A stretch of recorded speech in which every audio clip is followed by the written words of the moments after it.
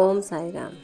श्री साई सच्चरित्र अध्याय 28 भाग 8 त्रिशूल और पिंडी। मेघा बाबा को 2 स्थानों पर पूजा करता था, पहले मस्जिद में, फिर वाड़े में नाना साहब चांदोकर द्वारा प्राप्त उनके बड़े चित्र को।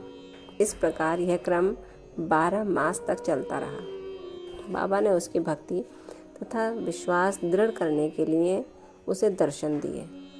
एक दिन प्रातःकाल मेघा जब अर्ध निद्रावस्था में अपने शैया पर पड़ा हुआ था, तभी उसे उनके दर्शन हुए।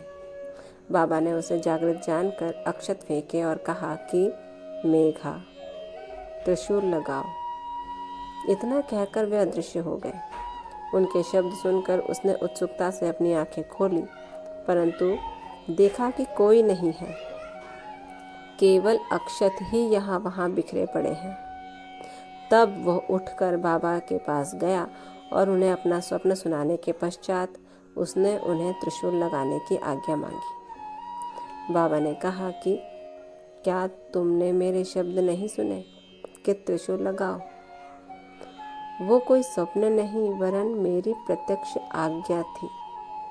मेरे शब्द सदैव अर्थपूर्ण होते हैं, थोते पोचे नहीं।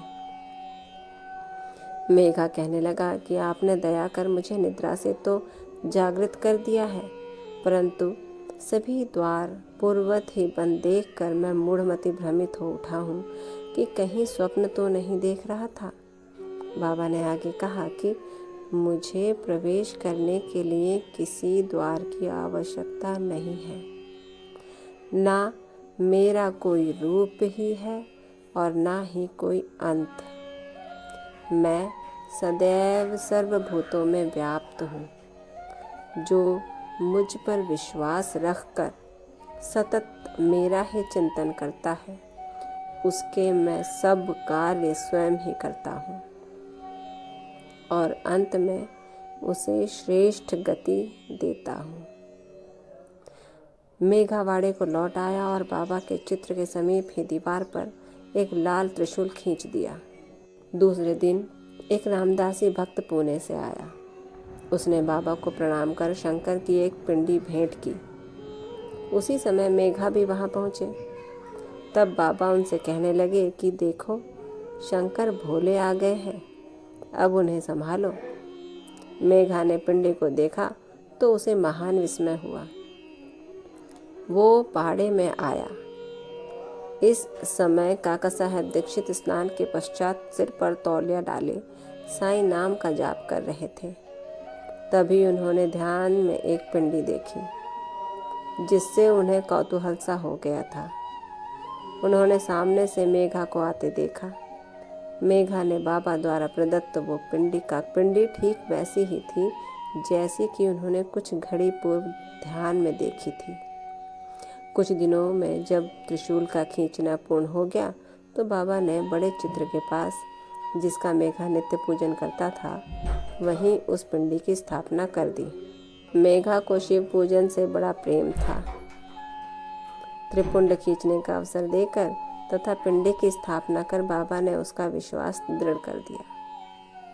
इस प्रकार कई वर्षों तक लगातार दोपहर और संध्या को नियमित आरती तथा पूजन कर सन 1912 में मेघा परलोकवासी हो गया। बाबा ने उसके मृत शरीर पर अपना हाथ फेरते हुए कहा कि यह मेरा सच्चा भक्त था।